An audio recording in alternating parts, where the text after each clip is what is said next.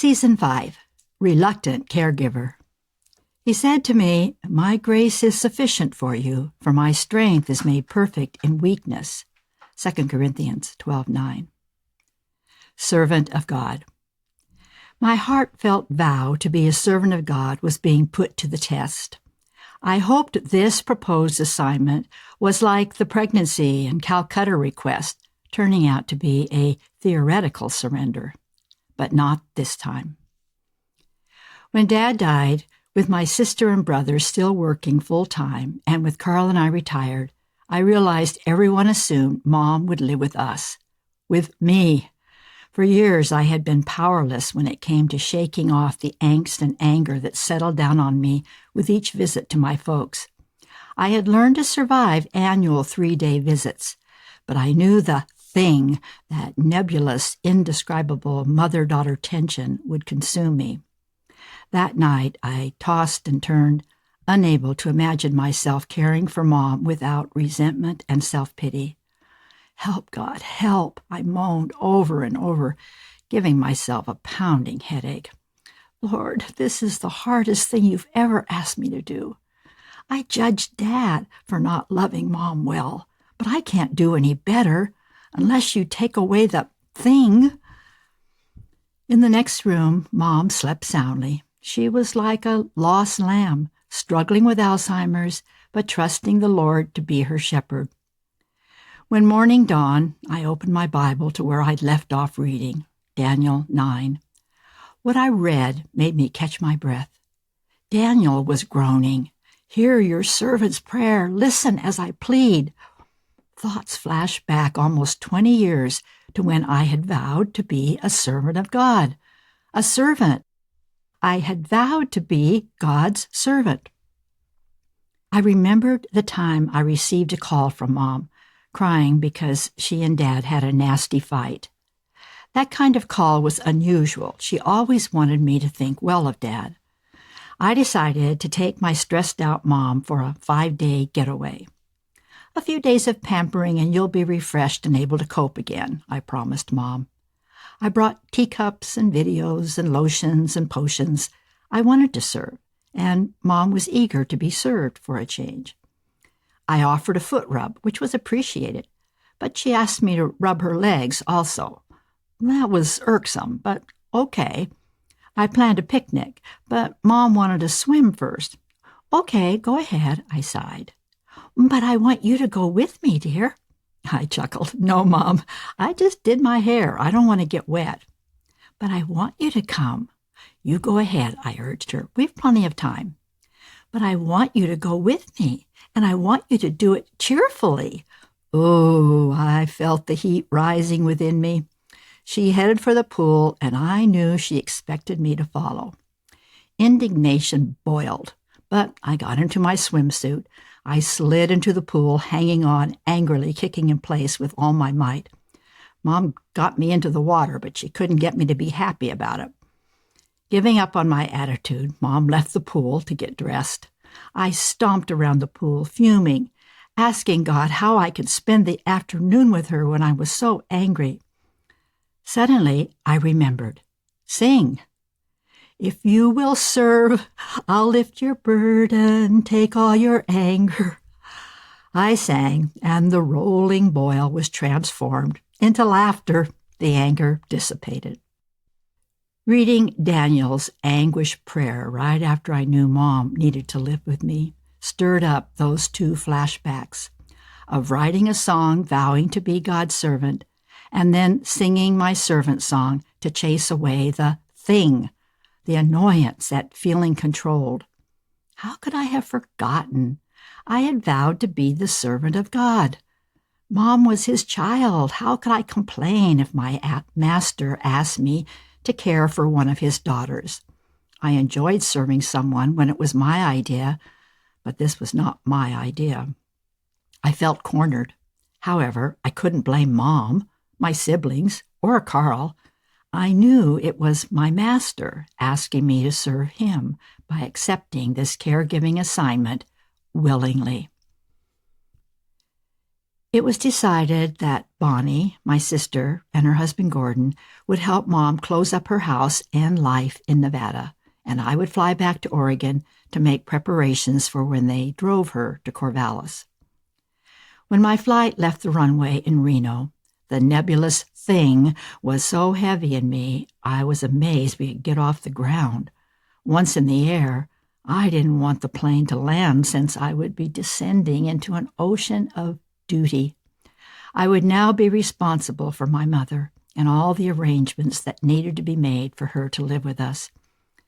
As soon as I returned home, my husband was entering the hospital for major surgery. I hate hospitals, yet I needed to be there for him. I hate making phone calls because I couldn't hear, yet I needed to make many calls on Mom's behalf. I was afraid I would drown in self-pity. Some servant of God I turned out to be. Soaring above the clouds, the broad azure expanse sparked hope of one day living above the littleness of my puny heart. I tried to picture myself being loving to Mom in our new circumstances.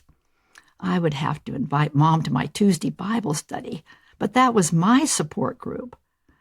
I did want to give my mother the love and tenderness she longed for, but how could I lose the concealed childish rebellion that silently stamped its feet when I was around her? We began our descent. Suddenly, turbulence in the air competed with the turbulence in my spirit. As we entered a dark cloud, a violent jerk of the plane seemed to literally shake the thing loose in my heart. Lord, what was that? Was that you? As rainy Portland appeared through the clouds, I felt myself smiling, thinking about how my Tuesday friends would love Mom and getting to know her, and how they would help me love and appreciate her. To my surprise, I actually felt some excitement about the possibilities in what was ahead. I did my best to make the guest room of our home a welcoming place for Mom. Ever since Jesus' promise of preparing a place for me had warmed my heart, I enjoyed preparing a place for my children and my husband when I knew they were coming home. Now Mom needed a home. But getting the room ready was the easy part. I struggled to keep my heart a warm and welcoming place for her. It was the not seeing any end to this winter season of life that made it so hard. My willingness to share my home would die down to an ember, and then the Lord would breathe His Spirit on me to reignite the flame. For her part, Mom seemed to settle easily into her new life. I had more trouble adjusting, but my dear husband did his best to help. Mom loved having cheerful company for breakfast. I loved solitude in the morning, coffee in bed, and an open-ended devotional time. Carl was willing to eat breakfast with Mom so I could have my necessary quiet. He even brought me coffee so I didn't have to interact with Mom in the kitchen until I was ready. Carl invited Mom to watch the news with him, which also gave me some space. When we went to any place together, he opened the car door for her and insisted on taking the back seat so Mom could sit in front. His contribution to Mom's well-being was to treat her like a lady, something we had never seen my dad do. I asked God to bring other women into her life so she wouldn't be completely dependent on us for companionship. Her Nevada friends wrote to her, but she soon lost the ability to write a legible letter. I prayed for a kindred spirit for Mom. Jessie, Camilla, and Lynn were God's answer. Jessie invited Mom for tea and listened to music with her. Camilla took Mom out for half a day every week. They both loved the Lord, loved each other, and loved to pray together. Lynn, a dedicated Bible teacher with a heart for seniors, fell in love with Mom and was a blessing to her the whole 7 years Mom was in Corvallis. Singing, studying, and doing girly things, they truly were kindred spirits. Mom had a lovely soprano voice, and she was invited to join the OK, older kids, chorale after she began singing along with them at one of their performances. This group of seniors, whose average age was 80, loved to perform at assisted living facilities, the senior center, etc., and they practiced every Monday. The guys wore bolo ties. The women wore full calico dresses trimmed with fringe. Mom was in her element. And how Mom loved her Bible. I prayed that Alzheimer's would not rob her of the ability to read, at least for a long time. Reading also gave us the quiet I craved. My most fervent prayer for Mom was that she would never forget the Lord, her beloved. In the night, if she woke from a bad dream or was just feeling lost, we heard her singing, "'Tis so sweet to trust in Jesus, just to take him at his word." She knew her dearest friend was preparing an even better place for her than the guest room in our house. One day, I experienced genuine and wholehearted enjoyment being with Mom. This was quite different from dutiful companionship. We had just checked out Rebecca of Sunnybrook Farm from the library. Giggling, arm in arm, we sat on the library steps, reading the first chapter aloud, too eager to begin the story to wait until we got home. Mom said, "I love your enthusiasm. It's so contagious." Of course, this made me feel good. It was like being with a granddaughter that loved doing the things I like to do. That gave me an idea. I love reading aloud, and Mom loved my reading to her. She invited Jessie to join us, and so from then on, we had a small book club. And adding to our enjoyment, almost everything we read reminded at least one of us of a song we knew, so we would burst out singing.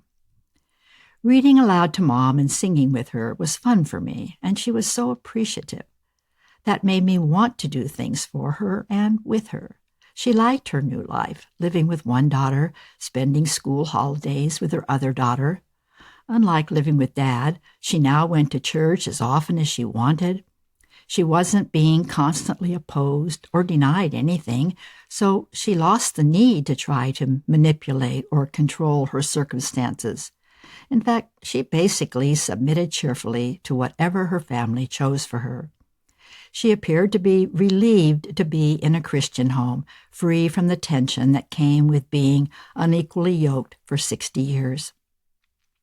At the same time, our situation demanded my best self from me.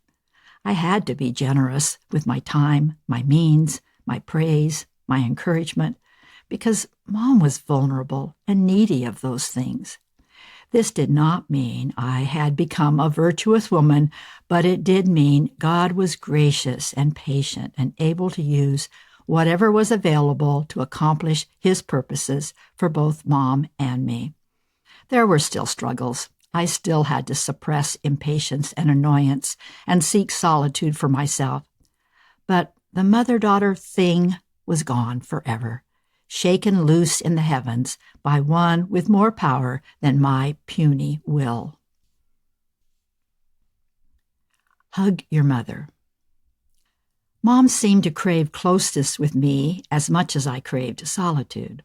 Whenever possible, I kept distance between us, but prayed often that God would give to Mom the affection I wasn't feeling. One Sunday, I woke up especially cranky, not wanting to be around people. I went to church, though, knowing it was the right thing to do. Mom was actually away for a couple of weeks, staying with Bonnie.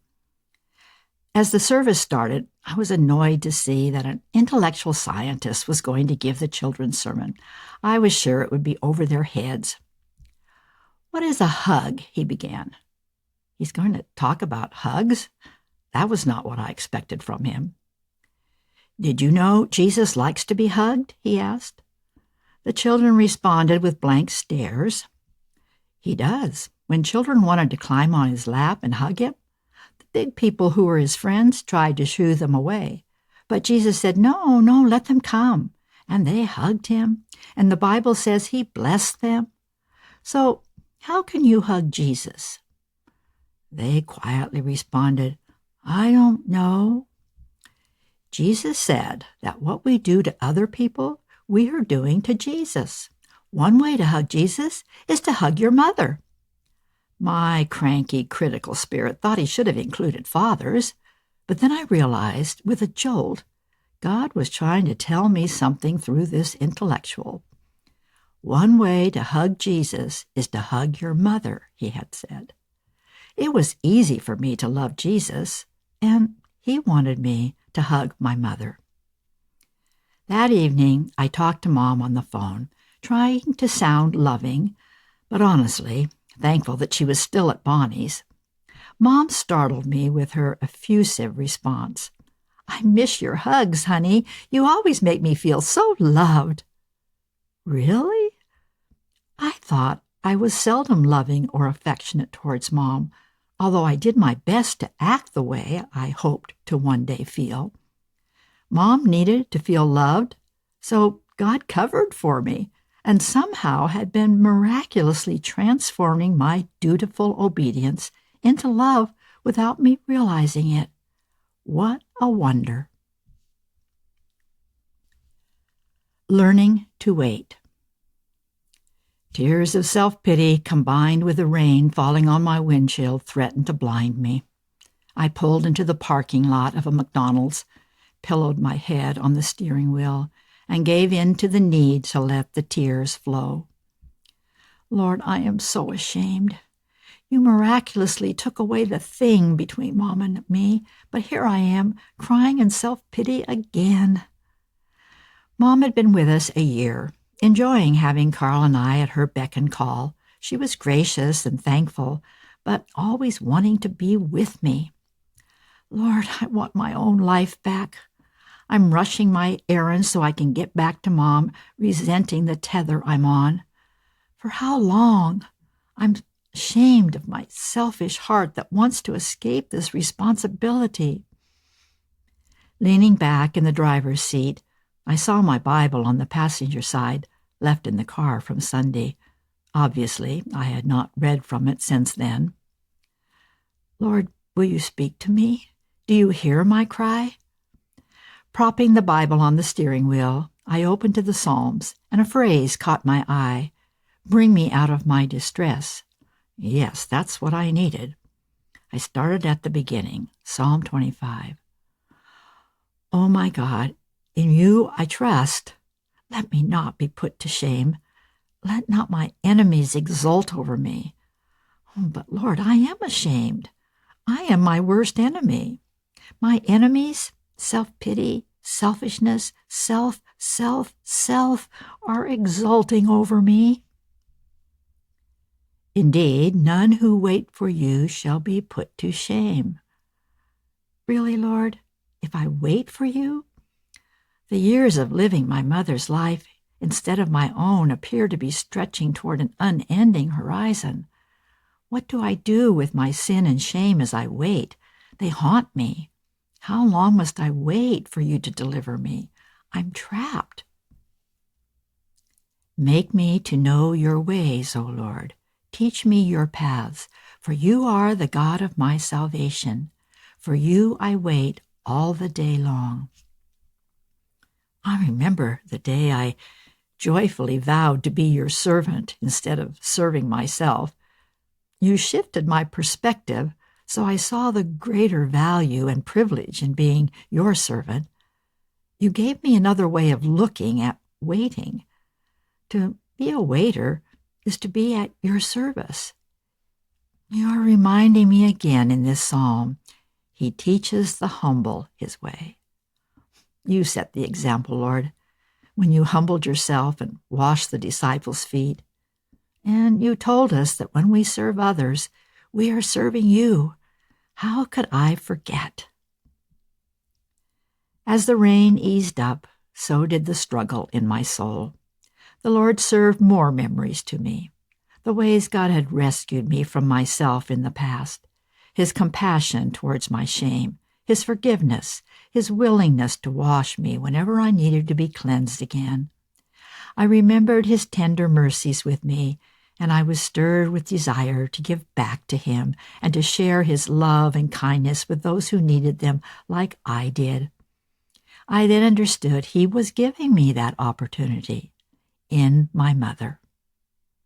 The rain had stopped. I closed my Bible. My shame, my tears and fears were once again washed away.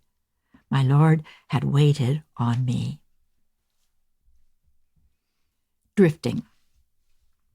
Mom's pinched face and fidgeting fingers caught my attention as I passed her sitting on a dining room chair, her back upright, gazing at nothing.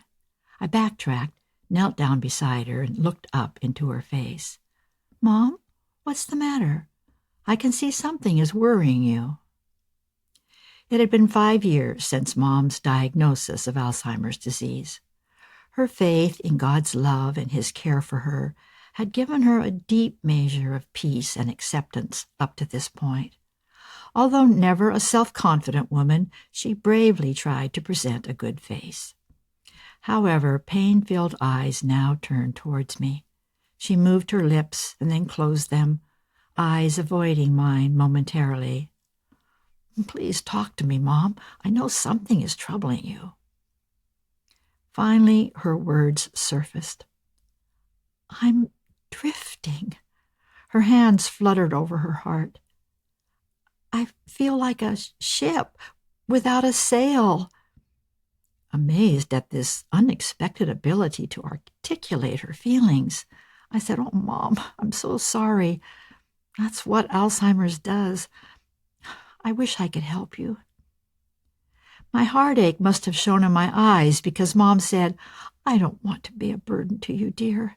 I know I have to do this alone." She bravely tried to smile.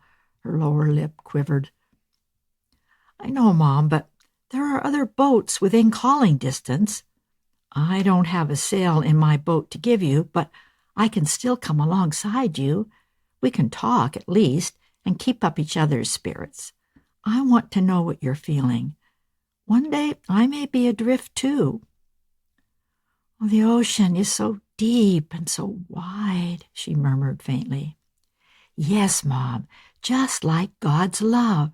Remember the hymn, 'Oh, the deep, deep love of Jesus, vast, unmeasured, boundless, free, like a mighty ocean in its fullness over me.'"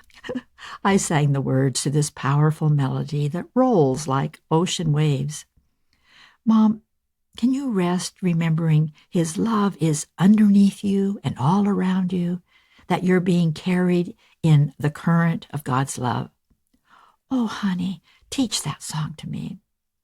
And I did, awed by the power of the current of God's love for both of us. Later, she asked again to be taught the song. I gave her the hymnal, but her mind drifted and could not track the end of one line to the beginning of another. I typed out the words in large print, hoping they would comfort her. I could see she was drifting, but it was an upward drift. Her attention and interest in this world was fading. The TV had little drawing power. A book remained unopened on her lap. Her eyes often closed while her lips silently moved as she prayerfully prepared her heart to begin the long, slow drift towards the far horizon. An irritation attacks. I was only barely able to control my irritation. I wrestled with it in the car, keeping quiet, trying to keep it from showing. I wrestled with it all during church, missing out on enjoying the singing, turning the sanctuary into a confessional.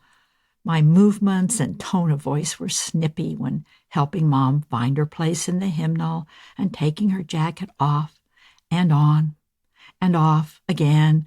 Irritation clenched my jaw on the drive home. While I fixed lunch, irritation snapped me back and forth across the kitchen like a laundress snapping out wrinkles from a wet sheet. I hummed a tune through my teeth, determined to overcome the rotten feelings. Carl stood at the kitchen counter, pouring our drinks for lunch. He was in my way. Everything about my posture shouted annoyance, but I pressed my lips together to keep the groan inside. In the evening, Carl wanted to go for a walk. We needed the exercise. Carl's Parkinson's made him feel like he was pumping iron, but we were moving down the sidewalk at a snail's pace. I tensed up in irritation, holding his hand and trying to get us moving at least at crawl speed. Soon my arm was aching, tense with the effort to control without appearing to control. I thought Carl was content with our stroll and our impersonal conversation, but he suddenly asked, "Why are you in such a bad mood?" Oh. Irritation wasn't staying hidden. Carl asked what he could do to make it go away. I didn't know. Irritation is my mocking enemy that grabs me and locks me up before I think to call, "Shepherd, help!" Irritation is allowed to remain in the shepherd's presence. It isn't forced to flee like bitterness and self-pity and fear. It's definitely one of Satan's messengers, but in my experience, it is allowed to stay. It does not flee at the name of Jesus, and I cannot flee or outrun it. I've called for help and questioned what is wrong with me again and again. I've pleaded with Jesus to remove its nasty presence, but Jesus just keeps saying, "My strength is made perfect in your weakness." After all these years of living with irritation residing in my soul, I've come to accept its presence as my thorn in the flesh, never removed because my Lord has chosen to give me revelations, and my shameful irritability keeps me from exalting myself. I thought His grace would eventually dissipate irritation, like He dissipates anger every time I sing "Servant of God, His Majesty." But instead, He has increased the sources of irritation. As far as I know, irritability is mine to stay. I don't understand, but perhaps His purpose is to demonstrate His power to give me grace to quietly endure. Longing for perfection. A friend said, "I hope this won't offend you, but you often talk about wanting to be perfect. Isn't that kind of arrogant?" I never thought of it that way, but I can see how wanting to be perfect is more like Lucifer than like Jesus. It really made me think, and made me even more ashamed, not only of my failure to love well, but of my pride. While Mom went to my sister's during her summer break, I read several library books about other people's experiences living with quote-unquote loved ones with Alzheimer's. I visited a support group, and the facilitators also referred to our quote-unquote loved ones. I was ashamed that I thought of Mom as my quote-unquote burden, not my quote-unquote loved one. I read a journal of an atheist whose goal was to live with her loved one's Alzheimer's disease in love, not anger or bitterness. Good luck, I thought. If I have the Holy Spirit living in me and I can't do that, how can an atheist possibly succeed? But she did it. More shame. Then I read of a Christian woman's commitment to walk in love through her mother's quote-unquote dark night of the soul with Alzheimer's. That triggered the memory of my Jubilee visitation when I cried out with tears of joy to God, "I want to say yes, yes, yes to you." The Lord then asked me, "Will you say yes to ugliness? Will you say yes to pain? Will you say yes to darkness of soul?" And I gave a sober yes, not eagerly, but sincerely. But I recalled God gave me 7 years of pleasant boundaries before He took me up on my offer. I cried again, but this time with tears of shame for dragging my feet so fiercely when God was simply taking me at my word. I thought I would drown in shame, but found my heart crying a phrase from Psalm 25, "Let me not be ashamed, let not my enemy triumph over me." Oh, how the enemy was gloating over the effectiveness of his arrows of shame, how successful in wounding and paralyzing me. But God came to the rescue and reminded me of another phrase, "He teaches the humble His way." Ah, This was a review of a lesson supposedly learned 20 years ago when God taught me He gives grace to the humble but resists the proud. I had thought shame was an appropriate and virtuous response to my failure to love well. But the shame was not from God, and it didn't please Him. It only pleased His enemy.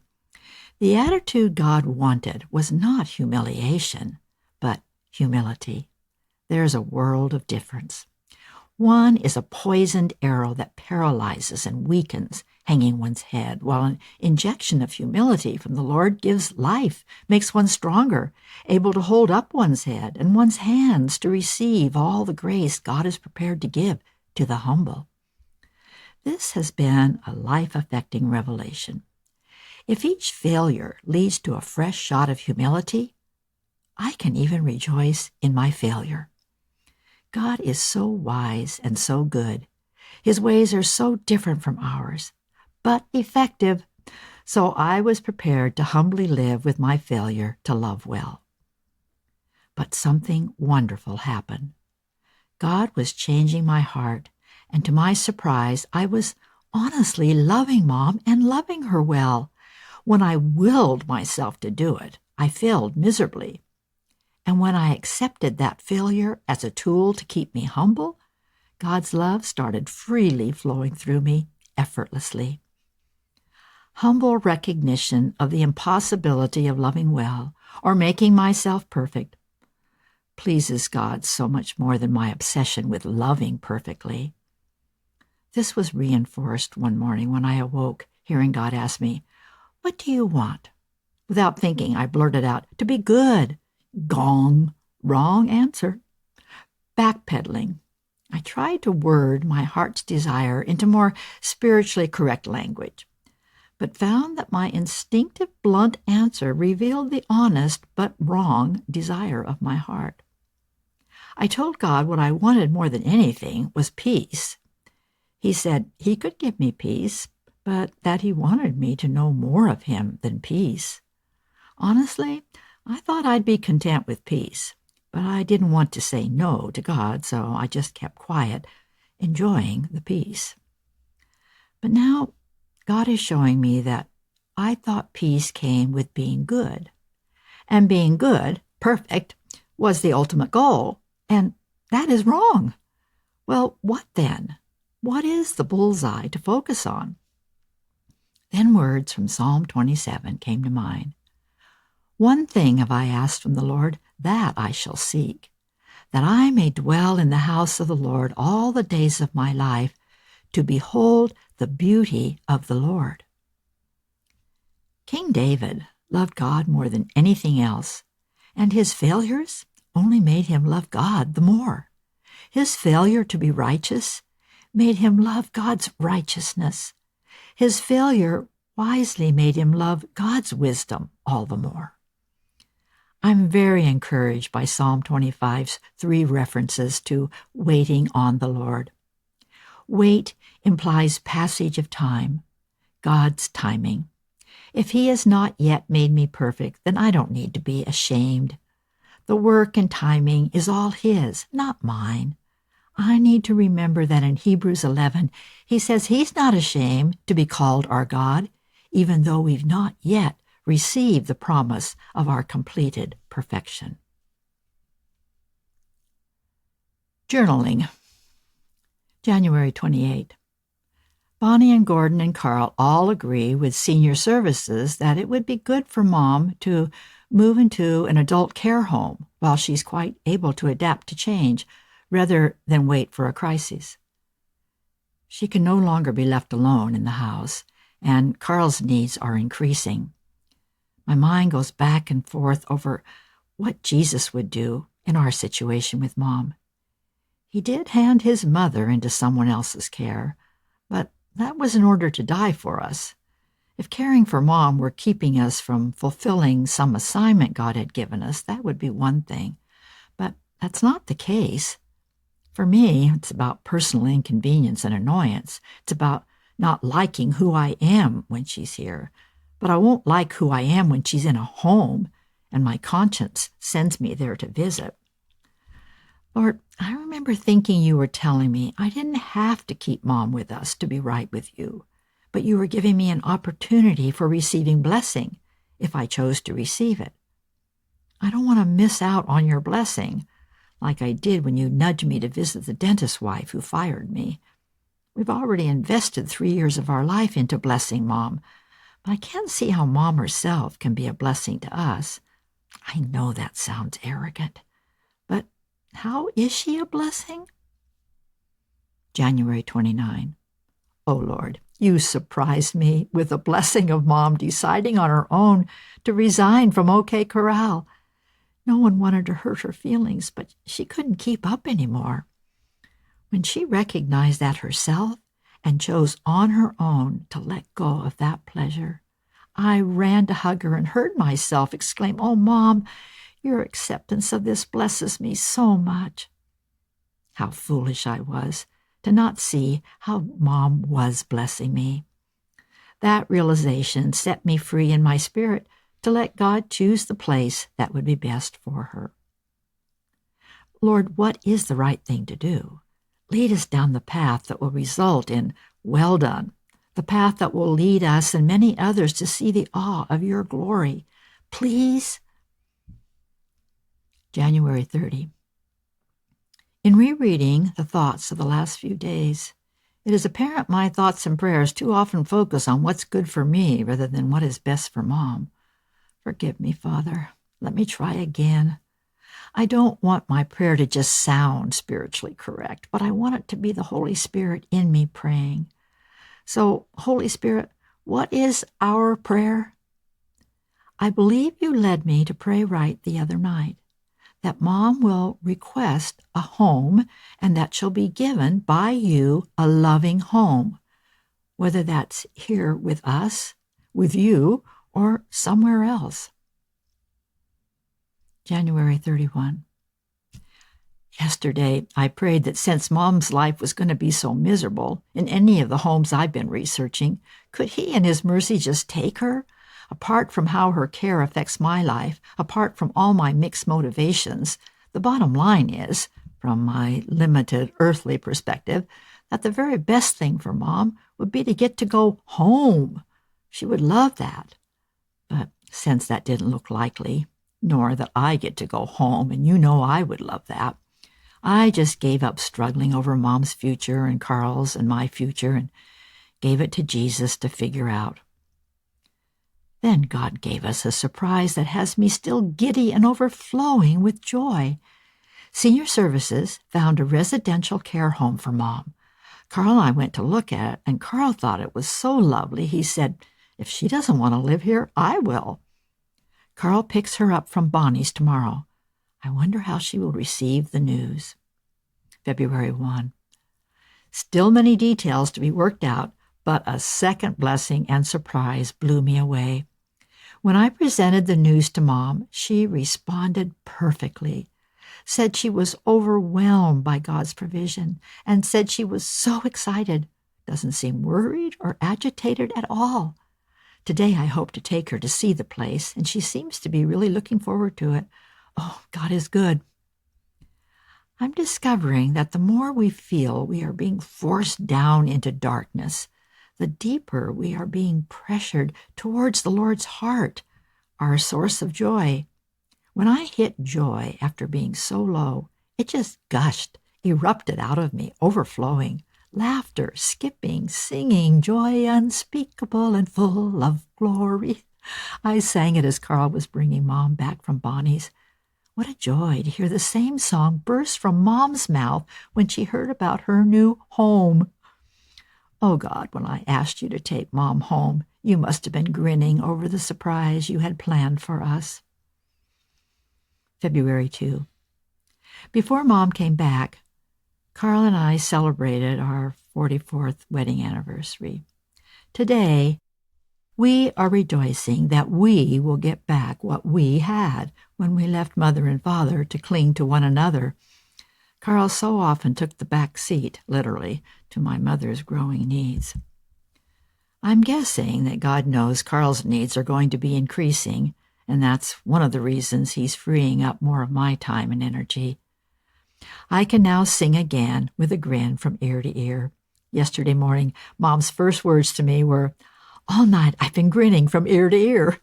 She said she felt like she'd won the grand prize, but this was God's best gift to her yet. Oh my, Mom and I are so much alike. Mom's new home. Mom was eager to be a blessing to her housemates and caregiver.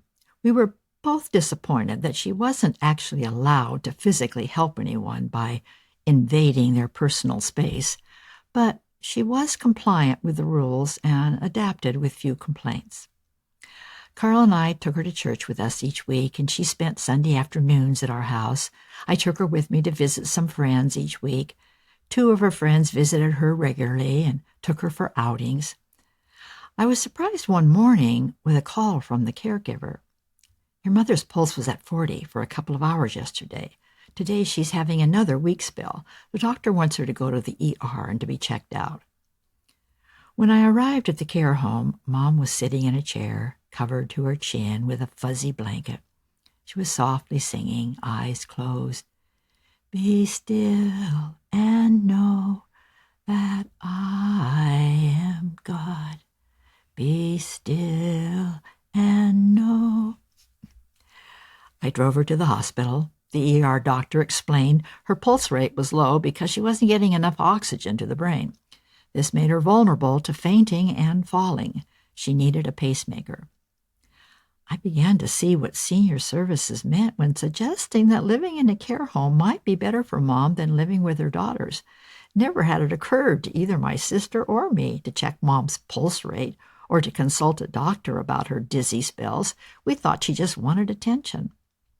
So she was wheeled upstairs to a double room where nurses reconnected her to monitors and oxygen. Mom was peaceful, grateful for the kindness, the tenderness, and the attention to her needs. Someone from admissions came with many questions. One answer in particular warmed my heart. "Have you ever felt afraid or unsafe at your care home?" "Oh, no," she exclaimed. "I'm pampered." My brother phoned, and Mom was immediately oblivious to everything else going on around her. "Son, there's something wrong with my heart. I'm ready to meet the Lord any time." "Are you ready? Oh, son, I want to know that you've accepted Jesus as your Savior. I'm so worried about you." I couldn't hear his side of the conversation, but I heard her sigh with relief. "Oh, that's wonderful. I'm a happy woman." That evening, Mom had another weak spell. The nurses rushed to connect her to a pacer. As they worked on adjusting it, Mom's body jerked again and again. As helpless as Mom was, she remained peaceful and patient as the nurses apologized. I rushed back to the hospital at 6:30 the next morning, not knowing what to expect. Mom was sitting up in bed, smiling. We prayed together, and I read some psalms to her as we waited to be told the schedule. A nurse explained the procedure for placing the pacemaker. I gave Mom a scrapbook I'd made with pictures and text describing our recent trip for a reunion with her sister. Our parish nurse came by. We looked at Mom's scrapbook together, and she prayed with Mom. Still, there was no word about when Mom's pacemaker would be put in. Another friend came and looked through Mom's scrapbook with her. She encouraged Mom to talk about her sister. "Oh, Mother would play the piano, and we would sing, 'Oh, how I love him, how I adore him, my breath, my sunshine, my all in all.'" We joined her in 3-part harmony. Mom's peace and joy spread to us. It was a holy moment. "This is sure better than listening to TV," Mom's roommate called out from the other side of the curtain. The procedure had to be pushed back one day, but then Mom was back in her room before noon, pacemaker in place, ready to be released the next afternoon. I stopped by the care home for clothes for Mom. The caregiver told me how much she enjoyed Mom. I sheepishly confessed to my inner struggles with irritation and impatience when I was her caregiver, and thanked her for her tender, patient care of Mom. At the hospital, I stopped at the nurse's station before going in to see Mom. I thanked them for making Mom's stay such a positive experience for her and for me. We've all loved caring for her. Nurses and aides turned to smile at me. Your mother is so patient and thankful for everything. We've loved to hear her sweet singing. You're very fortunate to have her for a mother. Yes, it's true. We are fortunate and blessed. In spite of Mom's fear, in spite of her children's fears, God has provided Mom with tenderness, even from her children. I drove Mom back to the care home. A new caregiver was substituting for the next week. Mom had grown accustomed to being cared for by a variety of people now, besides her daughters.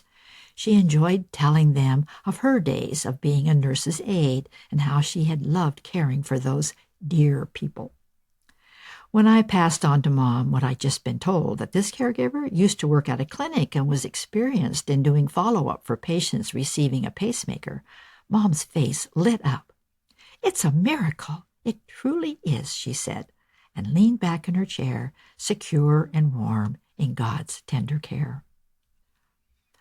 Our understanding had been that Mom could finish out her life in the care home.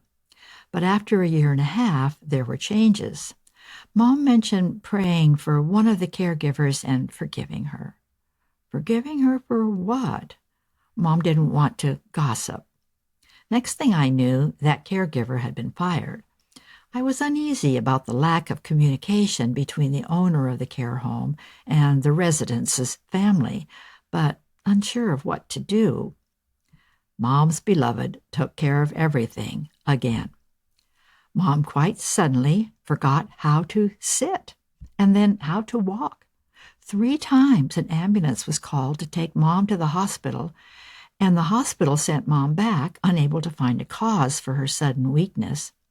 Mom had to be in a wheelchair, and there were already 2 residents at the care home unable to walk and no room for another wheelchair. So our what to do was being decided for us. Mom was admitted to Heart of the Valley Nursing Home, 3 blocks from our house. This thing I most dreaded for Mom came to pass. But to my amazement and joy, it was a blessing. I could easily visit her almost every day. She was confined to a wheelchair, but a specialized one was provided. She still had a room of her own, but now she had a hospital bed. Here, a nurse was on duty at all times. The caregivers told me often how much they loved Mom and her singing. Mom was peaceful, comfortable, loved, and well cared for. Heart of the Valley. Twice Mom mentioned not having her treasures. I thought about her few possessions in a trunk in my basement and wondered what she felt she was missing. What is your treasure? I gave her my whole attention, silently, waiting, and hoping for her to find her thought and then the words. Suddenly her eyes lit up. She reached for me and said with a sigh, "You're my treasure." We laughed and sang, "You are my sunshine, my only sunshine. You make me happy." But I kept thinking about what might make Mom feel treasured. Earlier, I had brought her cherished photo of her daddy holding her as a toddler. This had been Mom's treasure as long as I can remember. It always hung in her bedroom in a large oval frame. Mom's father died when she was 5 years old, but she still had sweet memories of him. I held up a picture of my dad in his 40s and asked Mom the name of the handsome man. "I don't know," she said. "It's just some old man." There are 60 ribbon-bound letters in Mom's trunk, written during Mom and Dad's courtship. I read her the letters she kept for over 6 decades. "First love is sweet," she said, seeming to have forgotten how Dad resented Mom also loving Jesus. She seemed disconnected from the people in the letters, not remembering the pain that came from being unequally yoked. When I showed her pictures taken during their courtship, she recognized herself, but asked if the man in the pictures was the man in the letters. It didn't appear she connected these letters or the photos with her marriage to Dad. There's just a pleasant remembrance of being loved once upon a time. "I've got it," I exclaimed, remembering her wedding dress hanging in a garment bag at my house. "Would you like to have your wedding dress here? Is that one of your treasures?" "Oh, honey, that would be lovely," she said wistfully. We sang a song that for years had brought Mom tranquility. "I am my beloved's and he is mine. His banner over me is love." She swung into the second verse with a lilt in her voice, eyes aglow. "He brought me to his banqueting table. His banner over me is love." I reflected on the day Mom danced with joy, grasping the reality of Jesus as her bridegroom. It was 2 days after Dad died. That morning she woke up alone, now fully conscious of having neither father nor husband. However, she began remembering God's promise to support the fatherless and the widow. Slowly the words of Isaiah surfaced. "Do not fear. You will forget the shame of your youth, the reproach of your widowhood. The Lord has called you like a woman forsaken and grieved in spirit, for your Maker is your husband. I will have mercy on you, says the Lord, your Redeemer." "I qualify," Mom shouted in the empty house and began to dance with joy. All the painful memories have now been forgotten. I hung her ivory satin wedding dress in her room alongside pictures of those she treasured and a streamer proclaiming, "His banner over me is love." Peace and joy can be nurtured and sustained even as pleasant memories fade. Alzheimer's refining fire. When asked what I most feared, I always answered, well, having my mother need to live with us, or having someone in the family with Alzheimer's disease. Both those fears came to pass, and much to my surprise, they both turned out to be a blessing. God used Alzheimer's as a refining tool in my mother, pruning away the attitudes and abilities that kept her from being the blessing she wanted to be. Mom, at her weakest, was then blessing us with an example of each of the Beatitudes found in Matthew 5. The transformation I saw in her removed my fear of developing Alzheimer's myself. Mom became poor in spirit. Thinking Alzheimer's had robbed her of any ability to bless, she was dependent on Medicaid for financing her care needs. She was dependent on caregivers for her most personal needs. Her body shriveled, as did her brain, but her contented spirit expanded, and she blessed others as she hummed and sang, "God is so good. God is so good to me." She was blessed with breathing the air of the kingdom of heaven while here on earth. Mom experienced her Heavenly Father's comfort as she mourned loss during her life, whether it was broken promises or declining mental and physical health. She also had a reputation for mourning her sin. One of her caregivers remarked that if Mom let out a complaint, she repented for a month. Mom lost her dad when she was young, and she learned early to go to her Heavenly Father for comfort. Peace, peace, wonderful peace, coming down from the Father above, was a lullaby that cradled her. "Oh, she doesn't know God," Mom said of one particular insensitive caregiver.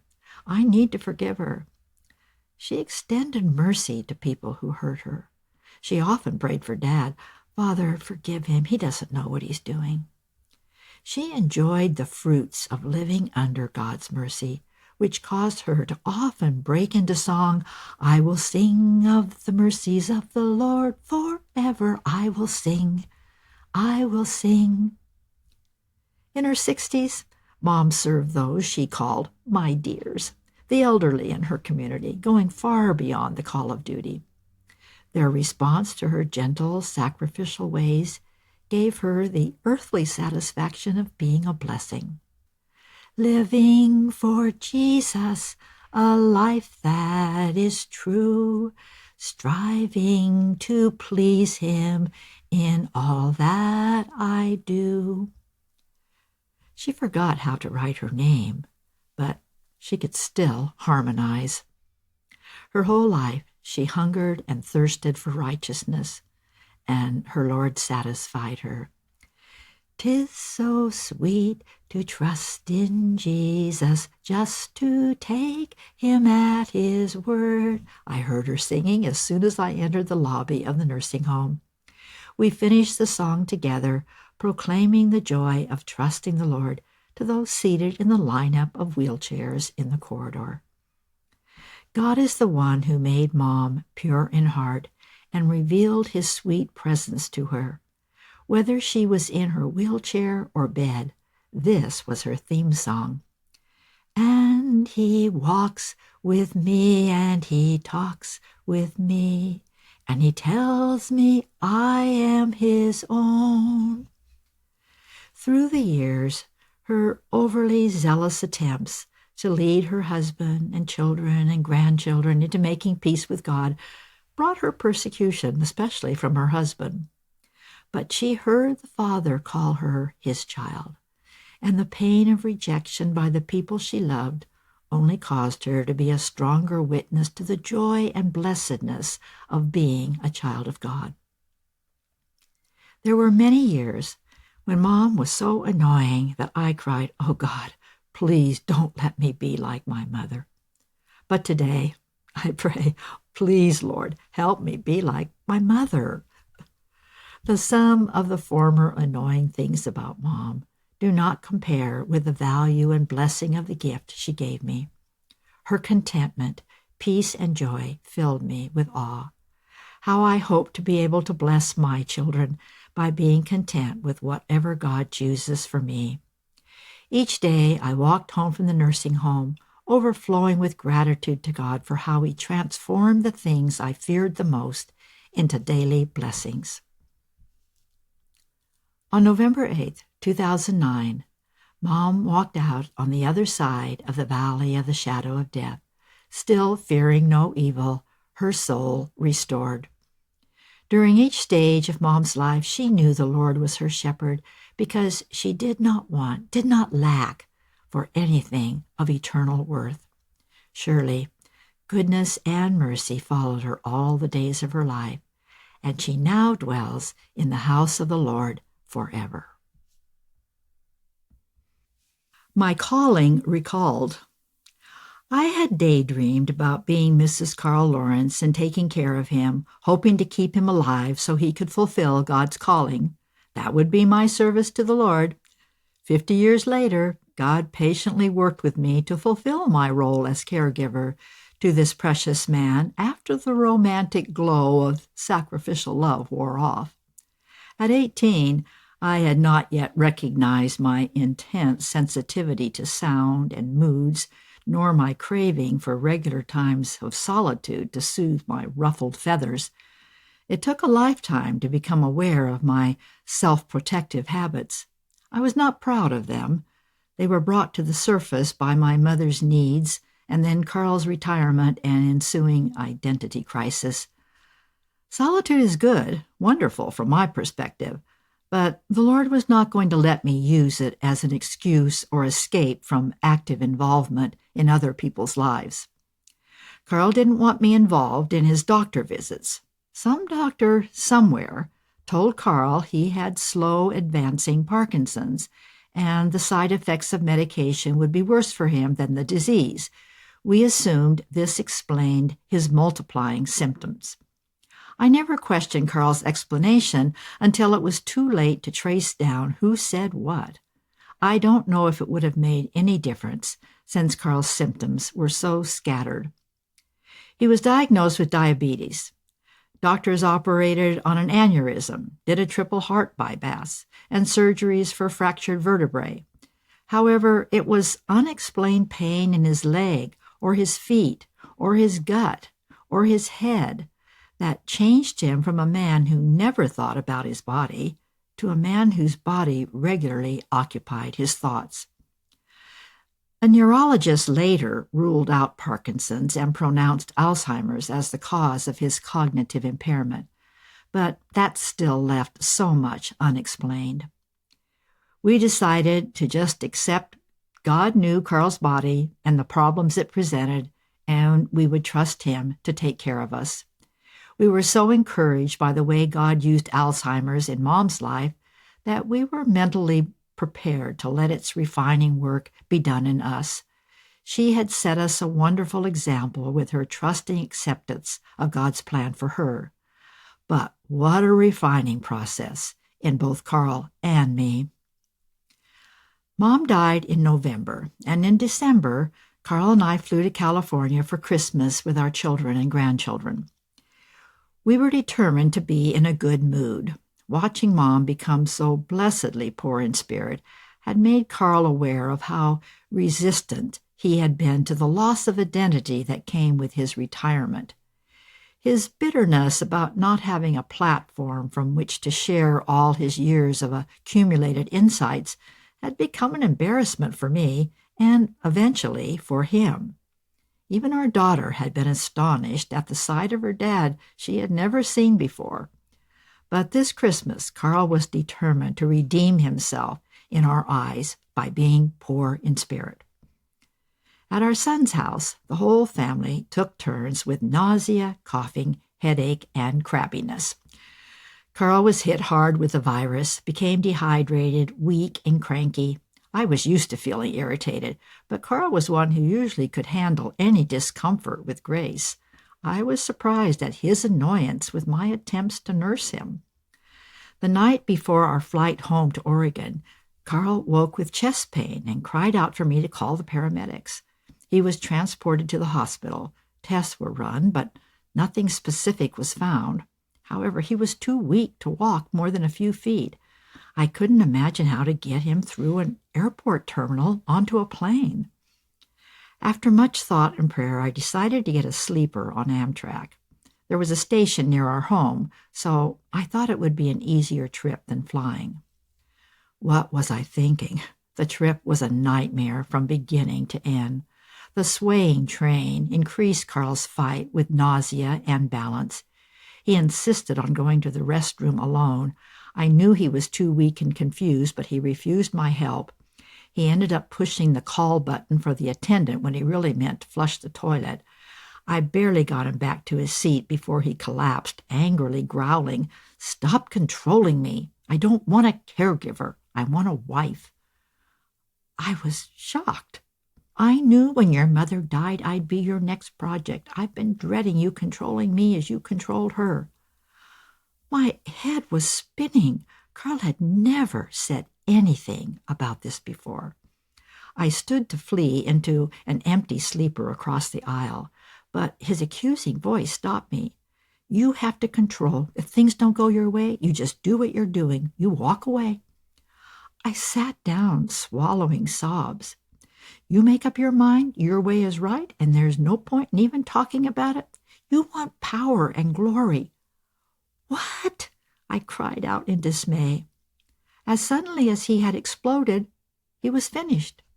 He reached for my hand and prayed as though we had just quietly read the Bible together. "It's going to be a long night. I need some sleep," he said. He wrapped himself in his blanket and rolled over on his side. In my dark bunk overhead, I tried to muffle my sobbing prayer. "Lord, were those words yours or Carl's? Were you speaking to me through him? I need to know." Over breakfast, Carl made no mention of his accusations of the night before. He wanted to describe his encounter with darkness. He wasn't practiced in telling his personal stories. I listened, hoping for understanding of what was feeding his mind. He remembered staring out the black window, hoping merciful sleep would overtake him. The next thing he knew, a bright light was coming straight at him. A horn blared warning, but he couldn't move. A blinking red light, like the eye of the devil, startled him. The clackety-clack of the wheels mocked him. "So, Carl, are you enjoying being poor in spirit?" In a flash, the clackety-clack of steel on steel had him in a cattle car. A stench of human waste, sweat, children crying, men and women cursing, the sound of heavy boots marching, kicking. He was on his way to Auschwitz. The nightmare went on, and he couldn't find his way off the train. At last, he woke with a start. The train was stopped on a side track, waiting for a freight train to pass. The sun was not yet up, but there was enough morning light to see. To his great relief, what he saw was not Auschwitz or the eye of the devil. Thousands of feet below the summit, he saw a valley, a scene wonderfully peaceful in contrast to his nightmare. The darkness was over. God's light had come. For the rest of the day, Carl's epiphany seemed to occupy his thoughts as much as his accusations occupied mine. When we arrived at our station, I tentatively offered my arm to Carl to help him off the train. He grasped onto me to keep from falling. Friends drove us home. It was a quiet ride. A week later, Carl was still sorting through his dim memories of Christmas, the hospital, anger, fever, surreal dreams. "What happened that night on the train?" he asked. "I wondered if we'd ever talk about it," I said.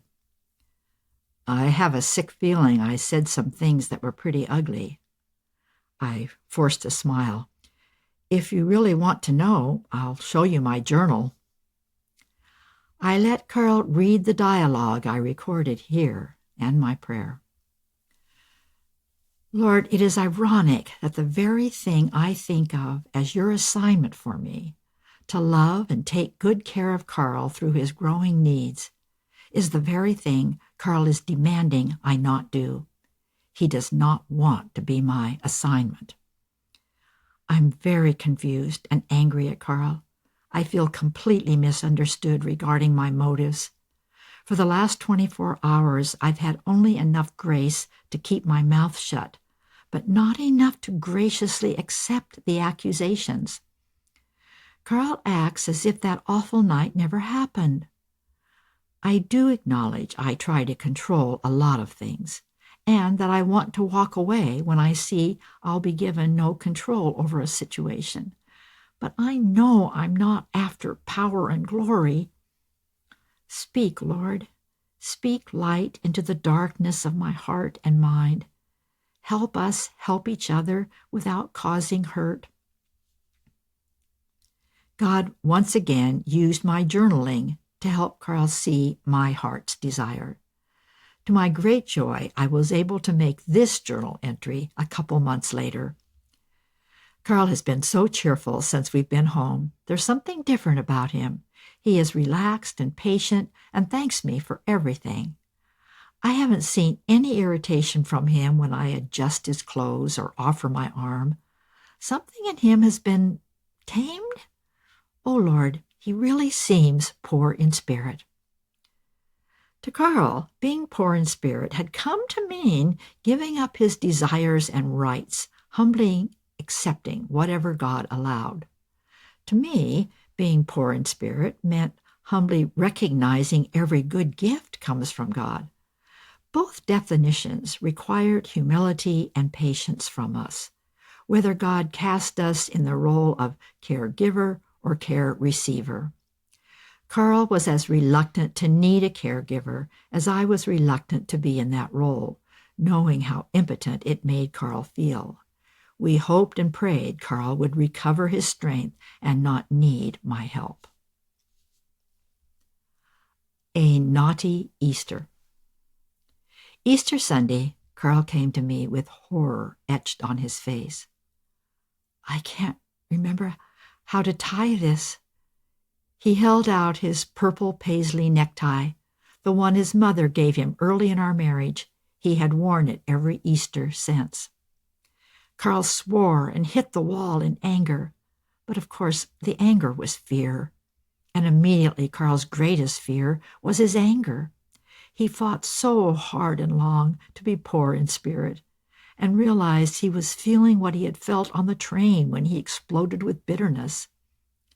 However, he immediately realized what was happening and was conscious of this being a test, a challenging test. A wave of compassion washed over me. I understood all the implications of this loss of ability to do something he had done hundreds of times. Unfortunately, I had never learned to knot a necktie, so I couldn't help him. I did hold him tightly, silently praying for grace for both of us. He insisted I keep getting ready for church. He kept working on the tie. It took him a half hour, but he finally got the knot. However, there was a knot in both of us that was not going to go away. Dementia had declared its determination. Now our hope to escape this disease was gone. He was subdued on the way to church, and sad, of course. I knew any attempt to say something uplifting would only irritate him at that point. Instead, I pleaded with him, "Carl, just for today, this Easter morning, let's concentrate on the hope that is promised by Jesus' resurrection." Carl wanted to sit in the car for a while when we got to church. I took his hand and prayed for him before I went in to teach Sunday school. "Father, we are counting on your power to enable us to put to practice all you have taught us in preparation for this hour. Will you envelop Carl in your peace that passes understanding?" Carl was sad but calm all day. He was still awake at midnight. There was a knot in our throats, our stomachs, our hearts. Thank God for Easter hope. Family visit. We eagerly anticipated our family coming for their annual Oregon vacation. Our grandsons live in urban Southern California, but their grandpa and I retired on the edge of a small town, a covered bridge and creek within walking distance. The boys grew up on Little House on the Prairie, the books and reruns on television. The annual summer vacation at Grandma and Grandpa's house gave them an opportunity to explore a creek, build dams, and float handmade boats. The boys were thrilled with old toolboxes, stained canvas tarps, Lincoln logs, and cornbread made in a cast-iron skillet. I provided an old trunk under the stairs for each of them, a place to store their treasures until their next visit. Their grandpa and I were so pleased when ropes and vintage tin cups were at the top of their Christmas wish lists. Such simple pleasures.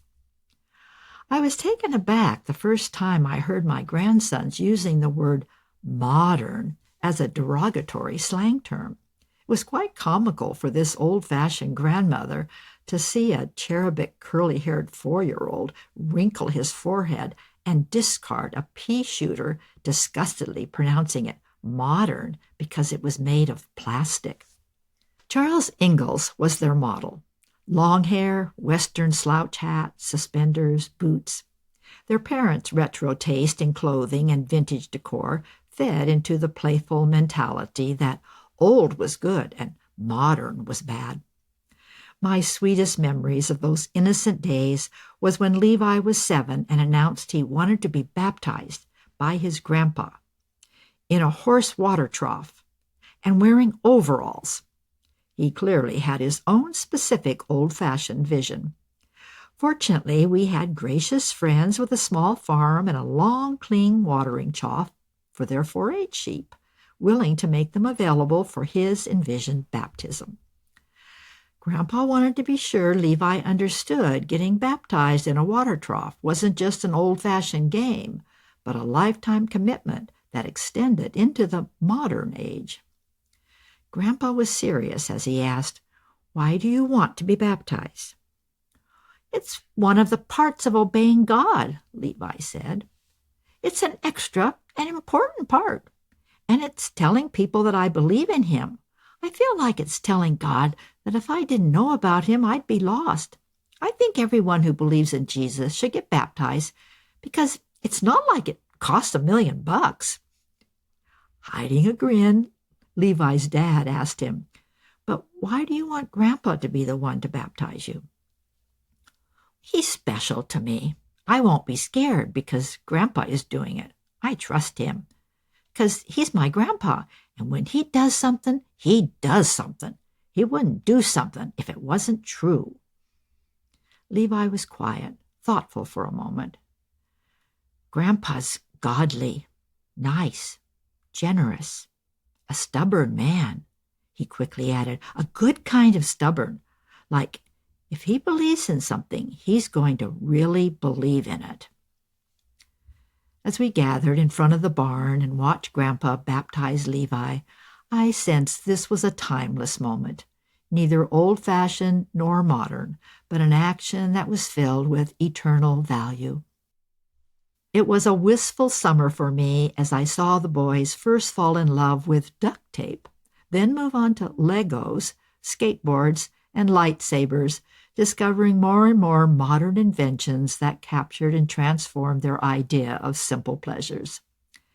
Then is when their Aunt Shannon from Chicago inherited the joy of giving the boys gifts that fulfilled their heart's desire.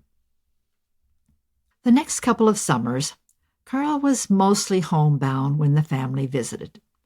But that summer, to my utter amazement and awe, God led me to a place prepared to not only walk into the trysting place picture, but to float down the stream. The creek by our covered bridge is too shallow for floating, but some people who hardly know me, but who have open, generous hearts that love to share God's gifts to them, have allowed, even invited me and my family to use their kayak and canoe to row and then to float down their creek, which is simply a wider, deeper version of the creek that has satisfied me for years. I never dreamed there was even more satisfaction available. Being there with the boys was, of course, raucous with rowdy water play, but because Shannon had chosen to stay with her dad to keep him company, for those few hours I was off duty, I could leave even the boys' cacophony behind for a time and float away on the kayak. In the meantime, Shannon chose to stay with her dad for some one-on-one time. Sad to say, the next day he didn't remember having that time alone with her. From Carl's favorite spot in the Herb of Grace, he watched students from the nearby university walk by as he sat in his lift chair, Bible on his lap, praying. When Carl was a boy, he saw his widowed grandmother only once, but she had an eternal impact on him. She placed her gnarled hand on his head and dedicated him to the Lord's service. At the time, he didn't know what that meant, but he never forgot it. Carl watched for the opportunity to leave a pronounced blessing for each of his grandsons. That opportunity arose when the family returned for Christmas. On Christmas Eve, he asked each of the boys to kneel beside his chair so he could give them a blessing. Shannon and Sean and Crystal and I watched, exchanging poignant glances, sharing that sacred moment. Tethered. Pacing in my lovely backyard, I heard myself counting my wants instead of my blessings. Just like Eve, I was surrounded by gifts of my Creator, yet believing God was withholding something good. Freedom was my forbidden fruit. I am the healthy caregiver for my homebound husband. Periodically, I struggle with feeling tethered to his needs and tempted to wonder if God cares about my needs. Was I so foolish that I would follow Eve's footsteps rather than Jesus? No. I want my heart and head transformed and conformed to be like Jesus, not counting freedom to be grasped, but willing to lay it aside to share the limitations of my husband's present life. He is also tethered to a walker. His boundaries have also shrunken to the walls of our house. Lord, Could these shrinking boundaries be your arms tightening around us, drawing us closer and closer to your heart? You must mean this for good. What is your perspective of our being tethered? That very day, I came across these words from the Lord. I drew them with gentle cords, with bands of love, and I was to them as those who take the yoke from their neck. I stooped and fed them. Hosea 11:4, New King James Version. Oh Lord, your perspective is so different from mine. When the tether feels like a heavy, wearisome yoke, God calls us to come unto him so he can lift the weighty burden and tether himself to us. He can keep us from falling like Eve as she grasped for more. That fruit was forbidden, only to test her commitment to love and trust him. He stoops down and gives us love, joy, peace, patience, kindness, goodness, faithfulness, gentleness, and self-control, fruits that satisfy and are never forbidden. My grumbling was simply self-pity about living Carl's restricted life rather than my own self-pleasing life. I had little to grumble about. Being homebound isn't difficult for me because God has given me such a pleasant place to live with him. My own Garden of Eden and the herb of grace, God's house. And he sent fellow pilgrims to encourage Carl and me as they passed through our lives. Several men came regularly. Jim came for a couple hours each week and read to Carl and played music for him. These visits gave me an opportunity for a run to the grocery store. Gil came weekly for lunch with his guitar and a Bible study. James came on his lunch break and always blessed Carl. Rich brought him communion and sometimes stayed with Carl so I could go to church. These men were God's gift. The painting. It was September 19, 2013, my 70th birthday. Jim, Carl's friend, offered to spend the day with him, freeing me up for whatever I'd like to do to give myself a birthday treat. It had drizzled all week, but the sun broke through the clouds that day in glorious splendor, and I decided on a float on the creek and headed for the trysting place. I couldn't think of anything I'd enjoy more. I knew Shirley would love to join me, so I invited her to meet me there after I had time to row upstream to my favorite spot, spend a little time there, and then slowly drift back to the starting place. My solo float felt almost like a date with the Lord, so relaxed, watching slender gold leaves floating through the air, birds chirping, joining my thankful conversation with the Lord. When Shirley and I are together, we talk. But when we met up, I convinced her to repeat with me the float I'd just finished, without talking for the 20 minutes of drifting back. I wanted her to experience the peace I experienced, and to my delight, she did. Later, the kayak tied up to a fallen tree, we floated in place and reminisced about our long friendship and this gift of an afternoon together. Wasn't this just perfect? I sighed. It was better than perfect, Shirley declared, letting out her own sigh. Driving home, I could hardly wait to tell Carl about the day. He always said it gave him pleasure to know Shirley and I were enjoying a day together.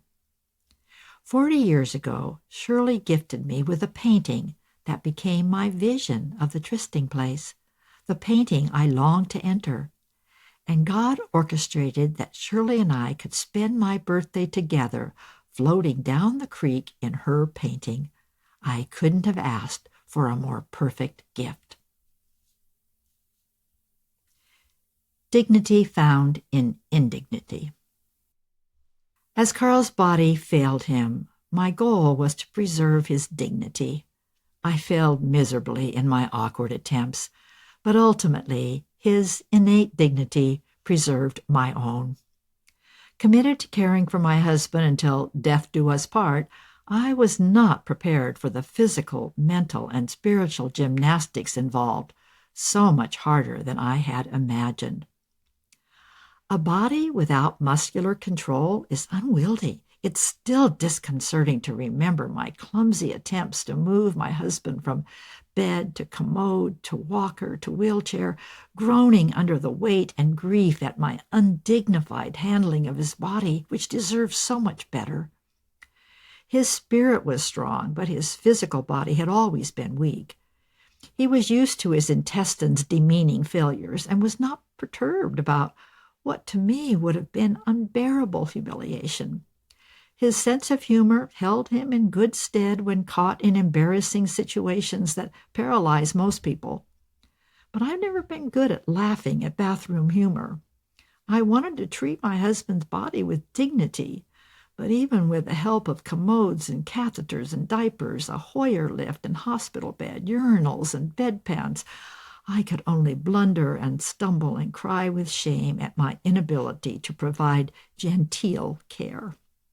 I know my own body snorts and snores and makes other unwanted noises, yet I like to think of myself as ladylike. Dignity is important to me, maybe too important. I projected my own discomfort on him, and he couldn't understand my distress. Our children and grandchildren were scheduled to fly in for a week's visit. I stressed out over how I could be an attentive grandmother and yet attend to all my husband's caregiving needs. Well, actually, my need to hide all signs of diapers and pads and urinals and cleanup supplies. I wanted to maintain an illusion that Grandma and Grandpa's house, the Herb of Grace, had not become a nursing home. I assume the Lord chuckled as he allowed a situation that I cannot even make myself describe. It was a chaotic, unsanitary debacle that could not have been more unrefined or crass. "Honey, I'm so sorry," I cried, assuming my husband was as mortified as I was. "Oh, this is nothing," he said, patting my shaking hand. "I grew up in a house full of boys." Since I did not, I'm still not sure what that meant, but I realized he was simply humbled, not humiliated. Jesus said that whatever we've done for our brothers and sisters, we've done for him. Washing feet with tears and wiping them with one's hair may have been awkward, but not compared to wiping bottoms. My youthful, romanticized vision for marriage and for serving Jesus never involved such seemingly unseemly service. But I thank the Lord that we sensed his presence with us as we struggled with the puzzling conundrum of dealing with the body's plumbing. As I clumsily, self-consciously tried to be genteel, the Lord himself faithfully breathed into us the perseverance and the perspective needed. Carl and I were enabled to finish his race with our God-given dignity in its proper place. The final stroke. It was time for outside help. I hired a caregiver through Visiting Angels to stay with Carl while I was gone for an afternoon. Theoretically, the caregiver would bathe and shave Carl while I was gone, but Carl slept the whole time, so he couldn't actually do anything except watch Carl sleep. Frustrating. Friends kept urging me to get help from hospice. Carl agreed to an evaluation appointment, and before we knew it, he was signed up. It all seemed premature, except for the offer of baths. I wasn't eager to have people in and out of the house, so asked if we could wait a week to meet our assigned nurse. She came on a Thursday. Carl wasn't feeling strong enough to get out of bed that day, but he told the nurse, "I sure don't feel like I'm dying." She was a soft-spoken, gracious young woman who assured him that she simply wanted to be available to make it a little easier for me to take good care of him. She told us to stick her phone number on the fridge should we need help. The visiting angel came back the next day. It was the first time I had hired him for a whole day. My friend Shirley and I were going to drive to the ranch and visit my sister. Bonnie and Gordon had stopped by our place for an hour visit the month before, telling us they planned to sell the ranch. I wanted to take one last ride up their mountain with Bonnie. Shirley was my closest friend and knew Bonnie and Gordon, so this would be a fun outing. Steve would take over for the visiting angel about 4 o'clock. Shirley and I would be home by 5, and the 4 of us would have supper together. Seemed like a good plan. It was a glorious day, warm and sunny. All 3 of us were grinning from ear to ear as we rode through the daisies covering the lower hills. I can still smell the wild mint as it was crushed beneath the four-wheelers. Our laughter rang back and forth between us. When our day in the hills came to an end, we were satisfied. We had this memory, never to be forgotten. Shirley and I said goodbye to the ranch and headed home. Shirley phoned Steve while I drove. Steve said he was with Carl and the visiting angel had just left after reporting that he and Carl had enjoyed their day together. We were all looking forward to pizza. 10 minutes down the road, Shirley got a call from Steve, and he was in a panic. Carl was shaking violently and coughing up dark, stringy phlegm. Steve didn't know what to do. Neither did I. Then I remembered. Hospice. Tell Steve there's a number on the fridge. Call hospice. Poor Steve. It took us another hour to get home. The nurse didn't arrive until just after Shirley and I. Once she was there, Shirley needed to take Steve home. He was very shaken. No pizza that night. The nurse was calm and matter-of-fact, helping me get Carl into bed. It appeared Carl probably had a small stroke and aspirated red grapes he'd been eating. The nurse said she would be back in the morning. What a night of coughing and gagging. Carl wasn't exactly conscious or unconscious. He couldn't eat or drink or do anything for himself. I struggled with changing wet bedding because he was too heavy for me to move without cooperation from him. It's actually a relief that the next 2 days are only a blur in my memory. Sunday morning, it dawned on me that he might actually be dying. I called Shannon and Sean. Shannon was far from home on a business trip and wanted me to tell her if she should drop everything and come. I didn't know. Shannon, Sean, and his family all had tickets to fly in for the annual week-long visit in less than a month. Sean said he'd come the next day. Providentially, Carl's sister, another Shirley, who made an annual visit each fall, had insisted on scheduling a visit for this June week. Shirley went straight to Carl's bed when she arrived. She didn't leave his side all evening and returned to sit by him in the morning. Shirley was Carl's protective sister. They had a special bond, always watching out for each other. I was thankful she was there. It was a hot night. Carl's raspy breathing and the heat made it impossible for me to sleep. Finally, around 4, I got up and went to the backyard. I paced round and round my Eden-like garden, drinking in the cool, fresh air, quietly humming, "I come to the garden alone." But I was not alone. The Lord walked with me in my restlessly resting mood. When Shirley woke, I gave her Carl's Bible so she could read to him from all the passages he had underlined. They always enjoyed sitting and talking by the hour. Since Carl didn't open his eyes, it was a one-way conversation. Because Carl was being watched over, I felt free to spend the morning making phone calls. Shannon was still trying to determine if she should come. She didn't have any unfinished business with her dad. She just wanted to do the right thing. Sean called to say he was on his way from the airport. When Sean arrived, he went straight to his dad, and Shirley backed away. I was on the phone, pacing in the backyard, talking to our pastor, when Shirley came to the door and called for me to come. Cutting off the call, I ran into the house, into the bedroom. Sean, wide-eyed, looked at me and said, "I think Dad just died." I gasped and looked at Carl and knew it was true. He was no longer there. I was looking at the shell of the man, but his spirit was gone. Carl and I had anticipated his emancipation from his worn-out body. But when it actually happened, it was still a shock. However, the timing of Shirley being there, of Sean having arrived just 20 minutes earlier, all seemed so right. The three of us stood around the bed while Sean described those 20 minutes.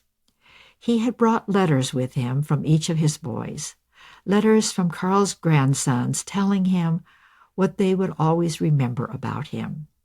Crystal, his much-loved daughter-in-law, also sent a letter full of loving and honoring memories. As Sean finished reading Crystal's letter, he saw a tear roll down Carl's face as he breathed his last breath.